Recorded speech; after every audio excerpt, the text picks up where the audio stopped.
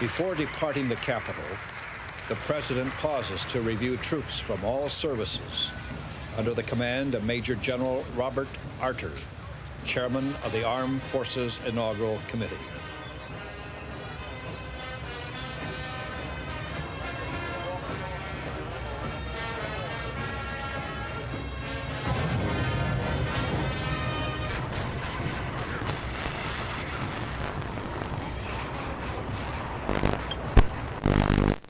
There is a sense of awe at the scientific achievement that has been accomplished in England with the healthy, apparently, birth of the first test tube baby, a baby girl delivered by cesarean section last night. Was the first American baby successfully conceived outside her mother's body by the in vitro technique, in which the mother's egg is fertilized in a laboratory dish with sperm from the father.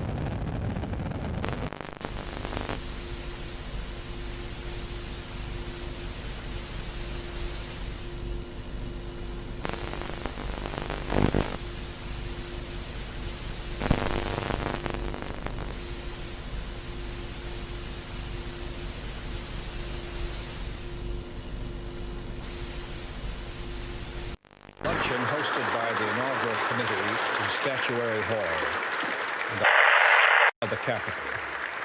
President Reagan brings tremendous news to the guests. With thanks to Almighty God, I have been given a tagline, the get-off line that everyone wants for the end of a toast or a speech or anything else.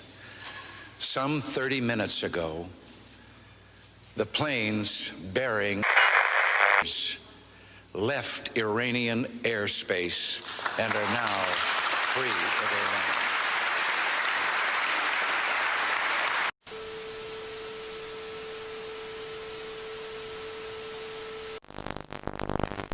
Iran. Though there were no presidents or generals or the former hostages agreed that today's celebrations of their return were the sweetest. And finally this evening, Ali returns. Muhammad Ali, once known as Cassius Clay, a veteran of 60 contests in the ring, getting older now, pushing 40, and taking a big chance. Tomorrow night in the Bahamas, Ali takes on a heavyweight champion who is 11 years his junior. Muhammad Ali and Trevor Berbick, the British Commonwealth heavyweight champion, weighed in today in Nassau for their 10-round non-title bout tomorrow night. Ali weighs 236 pounds, the heaviest he's ever been for a fight. The United States and the Soviet Union began their latest round of arms talks this morning in Geneva. The United States has said it will not deploy the new version of this Pershing missile and new cruise missiles if the Soviets dismantle their medium-range arsenal. The Soviets say the United States has deliberately not counted submarine-fired missiles, air-based warheads, and the nuclear forces of Britain and France.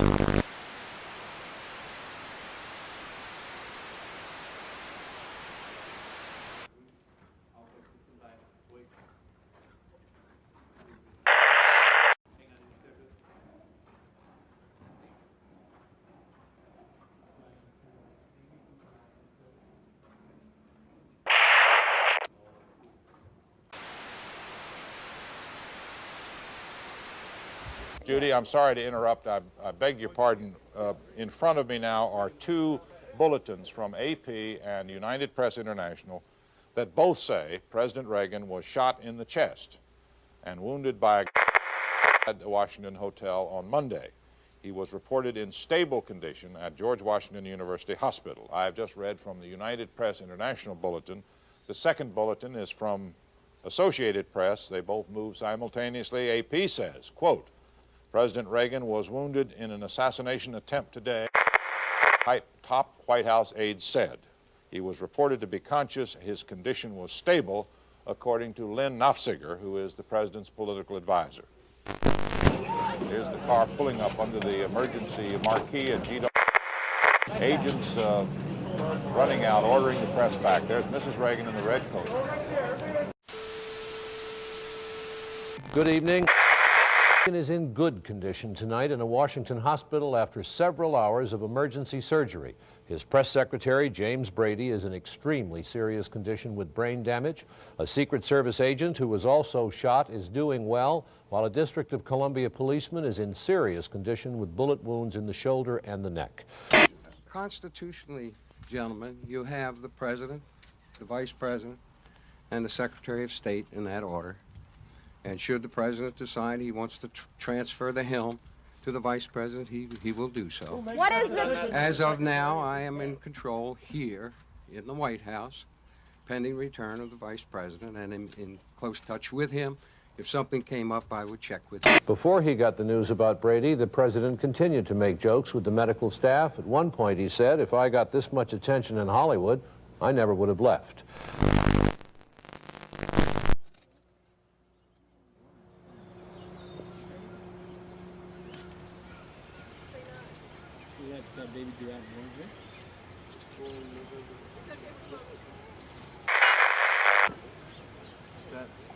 The young one? I think every ball club in the major leagues, really has been hurt financially by this. No one has won by this strike. The only people that are going to win now are the fans because it's over with. It's about time to stop playing baseball. Let's begin with the news of the morning. The strike deadline has... It looks like the first mid-season baseball strike in history is on. Don't like what they're making here, throw them in a steel mill for 6 months and let them earn their money. President Reagan has reaffirmed close relations with Israel in spite of the suspension of delivery of 4 F-16s after the air raid Sunday on an Iraqi nuclear facility. Take me on. And I suppose in love. Of course. Whatever in love means.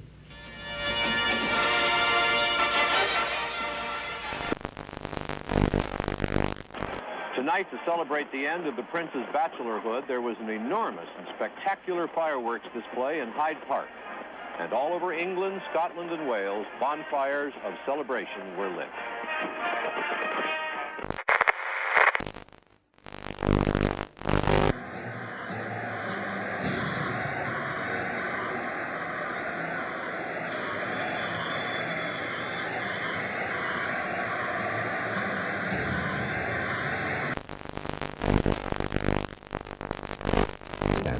But then the new art form gets a boost when a 24-hour station called MTV debuts. What we've introduced with MTV is a non-narrative form, as opposed to conventional television where you rely on mood and emotion. We make you feel a certain way as opposed to you walking away with any particular knowledge. Helms said his agency could not rehire any large number of strikers because they wouldn't get along with the group now working in the towers. Within the FAA, we could not accept it under any condition. As far as coming back as controllers, things, I just don't feel like we need them back down here.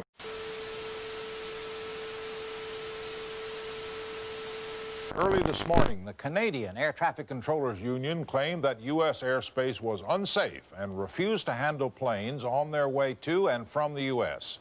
What followed was temporary havoc, confusion. I must tell those who failed to report for duty this morning, they are in violation of the law, and if they do not report for work within 48 hours, they have forfeited their jobs and will be terminated.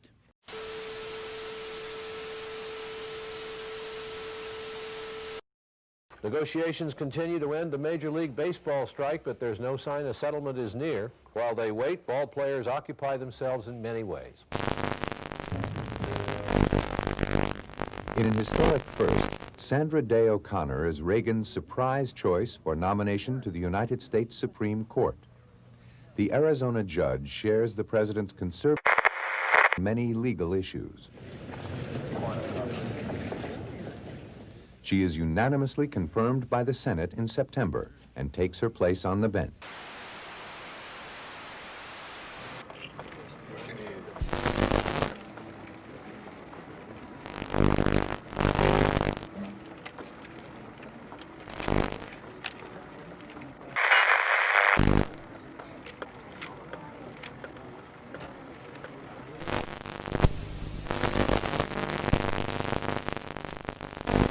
NATO's policy of peace is based on restraint and balance. No NATO weapons, conventional or nuclear, will ever be used in Europe except in response to attack. NATO's defense plans have been responsible and restrained.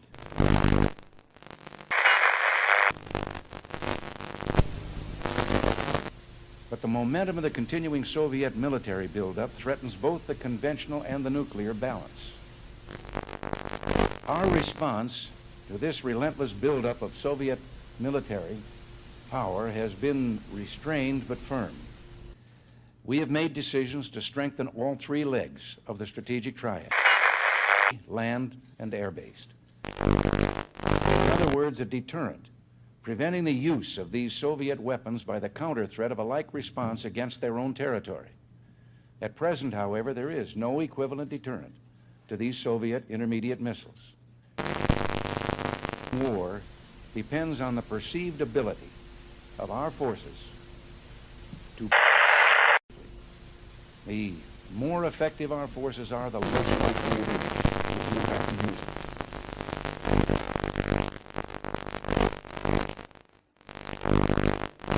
The United States is prepared to cancel its deployment of Pershing II and ground-launched missiles if the Soviets will dismantle their SS-20, SS-4, and SS-5 missiles. This would be an historic step. With Soviet agreement, we could together substantially reduce the dread threat of nuclear war which hangs over the people of Europe. This, like the first footstep on the moon, would be a giant step for mankind. Citizen of that country. For instance, in this case... That's what happened to you, right? That's right. And you got all this from Moscow when you were trained as a spy at a spy school in Moscow? That's right. That's right. That was a major part of my schooling.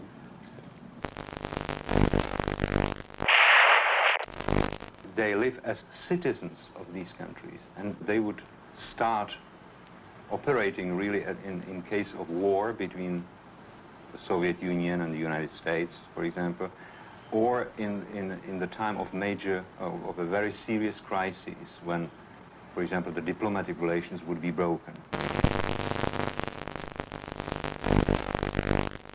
Eventually, he was caught by the FBI and became a double agent. When you were caught by the FBI, did you try to signal your Soviet handlers at the UN or in Moscow that you had been caught? Not immediately, because I couldn't.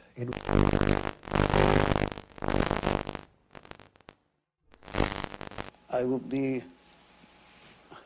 among other illegals, the only means by which the Soviet Union could get any military intelligence from the United States, because all their diplomatic means, all their open means would be cut off.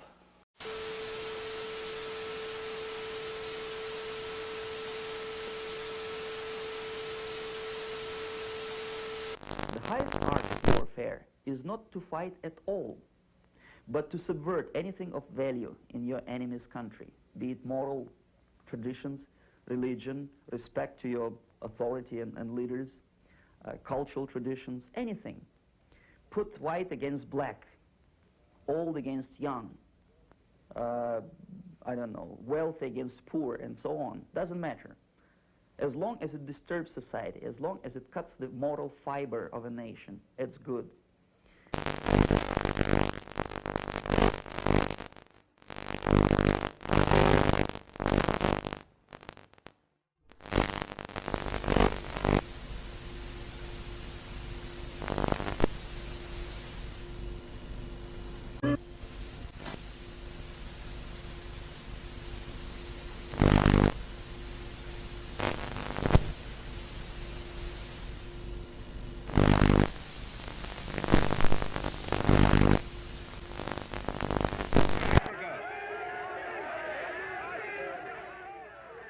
As one boxing great departs, another legend leaves the ring.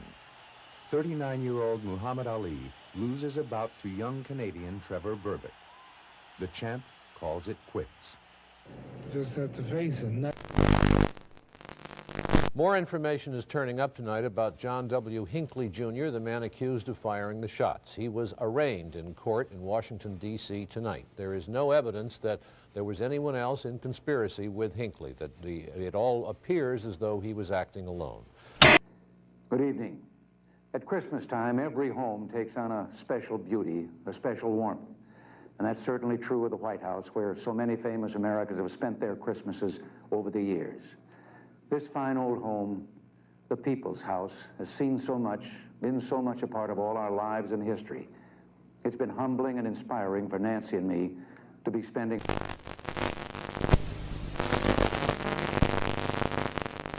homes of Minnesota. The Polish government has trampled underfoot solemn commitments to the UN Charter and the Helsinki Accords.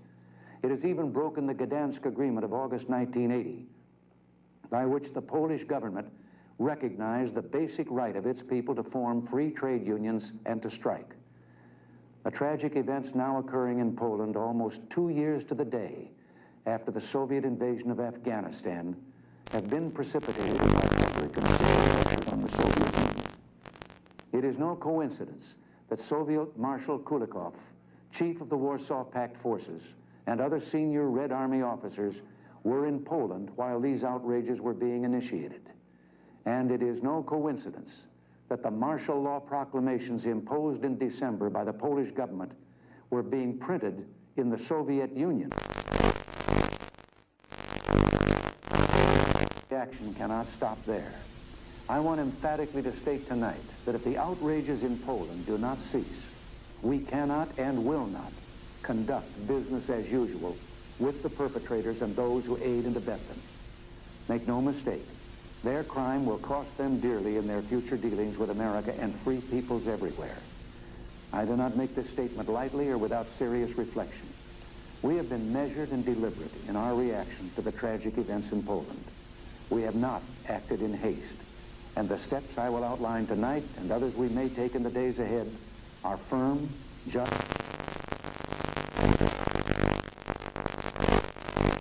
This is my last broadcast as the anchorman of the CBS Evening News. Old anchormen, you see, don't fade away. They just keep coming back for more. And that's the way it is. Friday, March 6th, 1981. I'll be away on assignment, and Dan Rather will be sitting in here for the next few years. Good night.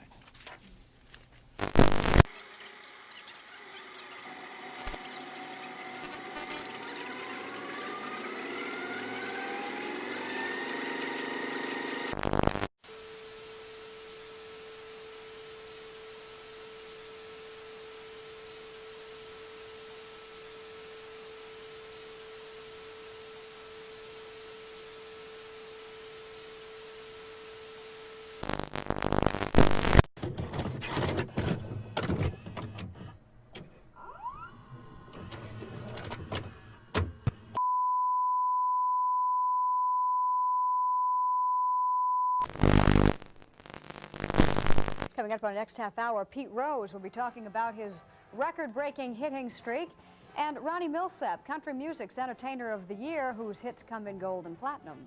But right now, a station break.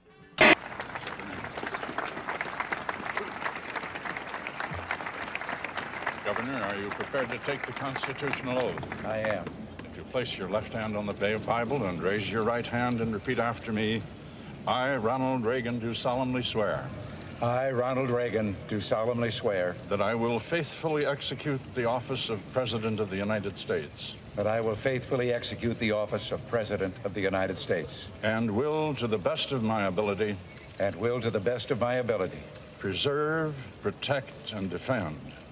Preserve, protect, and defend. The Constitution of the United States. The Constitution of the United States. So help you God. So help me God. Now, congratulate you, sir.